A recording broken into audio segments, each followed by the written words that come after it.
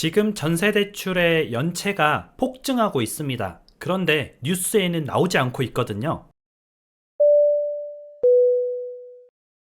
안녕하세요. 재테크 읽어주는 파일럿입니다. 오늘도 날씨가 굉장히 뜨겁습니다. 여름 날씨 같은데 여러분들 좀 건강에 유의하시고요. 오늘은 또 재밌는 내용을 같이 한번 공부를 해보도록 하겠습니다. 지금 중요한 내용인데 뉴스 기사에 나오지 않는 내용이거든요. 그래서 여러분들이 알아두시면 좀 유익할 것 같습니다. 같이 한번 화면을 보면서 이야기 나눠보시죠. 지금 전세 가격이 굉장히 급등을 하고 있죠. 전세는 한 1년 전부터 조금 쭉 오르기 시작해서 지금도 상승을 하고 있습니다.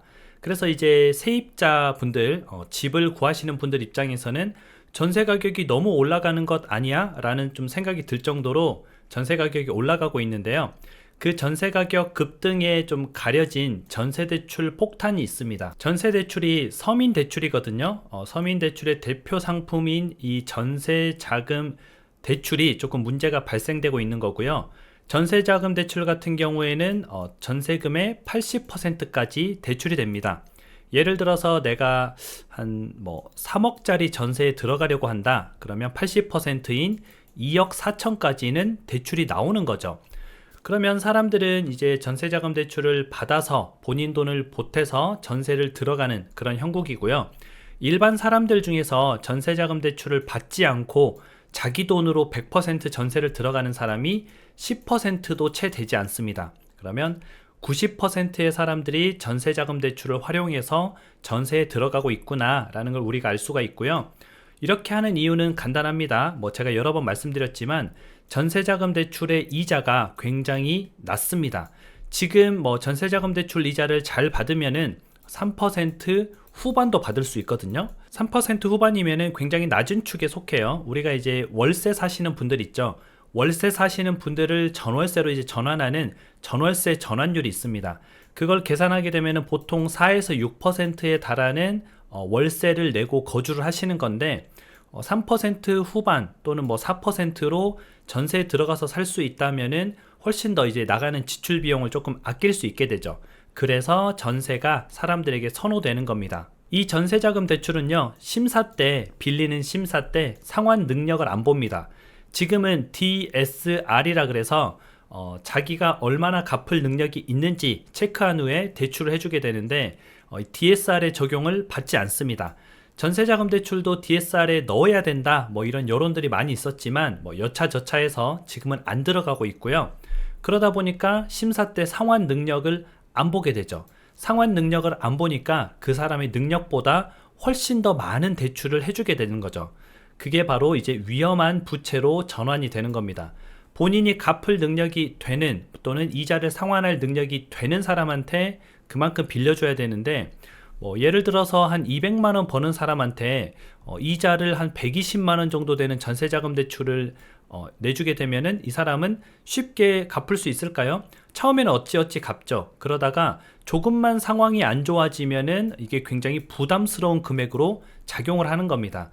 그래서 이제 연체라는 게 발생을 하게 되죠. 이렇게 무분별하게 빌려주다 보니까 지금 시중 4대 은행의 전세대출 연체 금액이 1분기에만 무려 4,121억 원이 됐습니다.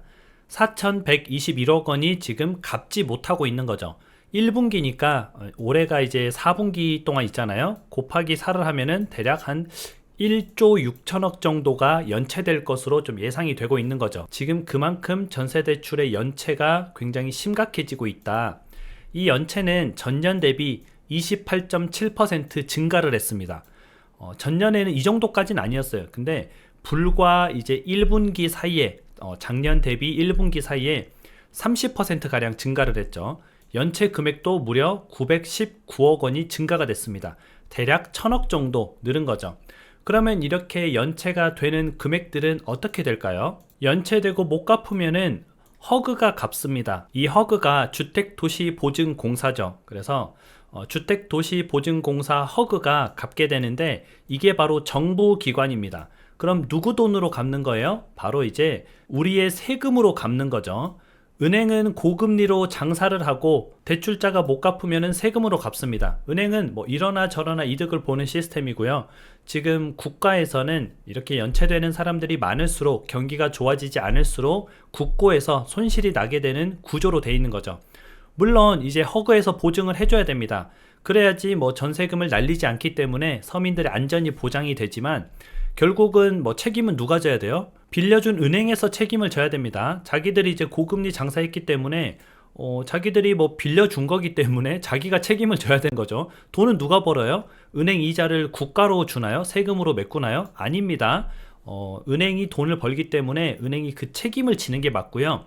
흔하게 얘기해서 내가 투자를 하는데 내가 투자 손실이 생기면 국가가 보전해 줍니다. 그런데 내가 벌면은 내가 가지는 거예요. 그럼 이거는 좀 부당한 시스템이잖아요. 그래서 이건 좀 개선할 부분이 좀 있어 보이고, 지금 이렇게 연체율이 높아지고 있다는 말은 줄줄 새는 세금이 굉장히 많아지고 있다, 이렇게 보시면 이해가 쉬우실 것 같습니다. 실은 이 전세자금 대출이 금리 인하 전까지 조금 버티면은 괜찮습니다.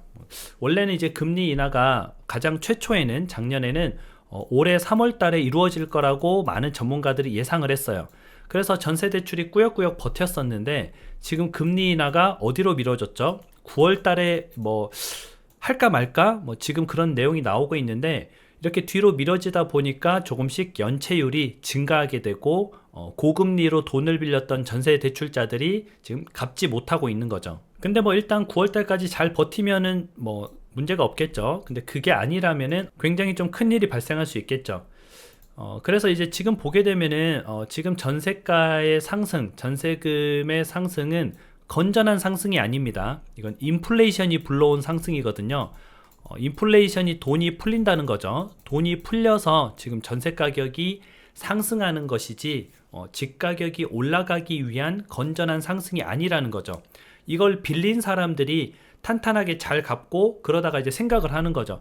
뭐야, 내가 전세 살긴 좀 그런데 좀 돈도 내가 어느 정도 벌고 있고 전세금도 어느 정도 모았고 그러다 보니까 그냥 좀 매매로 전환하는 게 어떨까, 이렇게 건전하게 이어져야 되는데 지금 전세금은 일단 빌렸어요. 근데 이 전세금을 갚지 못하는 상황이 발생되고 있는 거고, 그 수치가 무려 전년 대비 28.7% 상승한 수치다.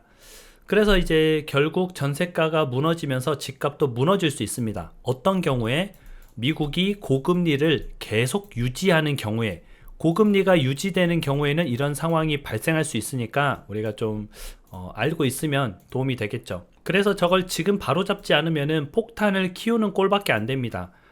결국은 뭐 저렇게 국가가 갚다 보면은 국가도 국고가 비게 되죠. 그럼 못 갚는 경우가 생기겠죠. 그러면 이제는 뭐 국가가 보장해 줄 수도 없고 개인은 뭐 이제 갚지 못하고 파산하고 더욱 상황이 조금 악화가 되는 거죠.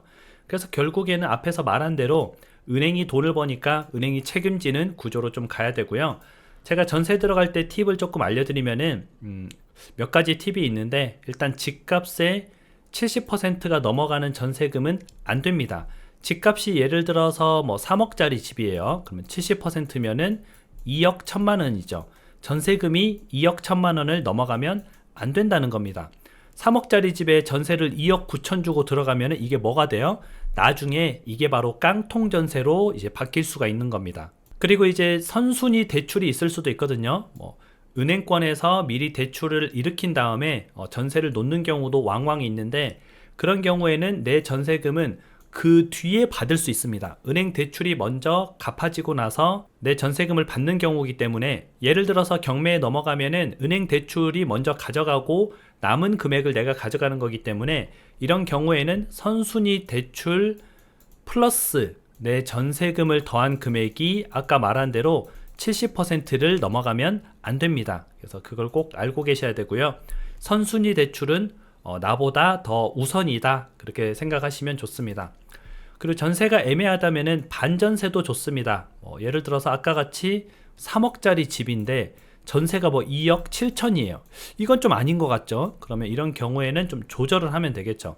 예를 들면은 뭐 1억 7천에 월세를 뭐 한 40만원 뭐 이렇게 한다든지, 그런 방식으로 이렇게 좀 조절을 하면은 굉장히 좋을 것 같습니다. 예전에는 뭐 전세가 굉장히 좀 서민들의 대표 주거 형태였고 좀 안전한 상품이었지만 지금은 좀 위험한 상품으로 많이 바뀌었거든요. 그래서 여러분들이 뭐 이런 내용들을 쭉 인지하고 있으면은 조금은 안전한 전세를 구할 수도 있고 안전한 전세를 내줄 수도 있을 겁니다. 그럼 오늘 방송은 또 여기까지 하고요. 앞으로도 전세가의 추이가 어떻게 되는지, 그리고 좀 이 전세 대출의 연체가 늘어나는지 또는 줄어드는지 같이 계속 모니터링 해보도록 하겠습니다. 그럼 여러분들 오늘 하루도 행복한 하루 보내세요. 다음에 다시 만나요.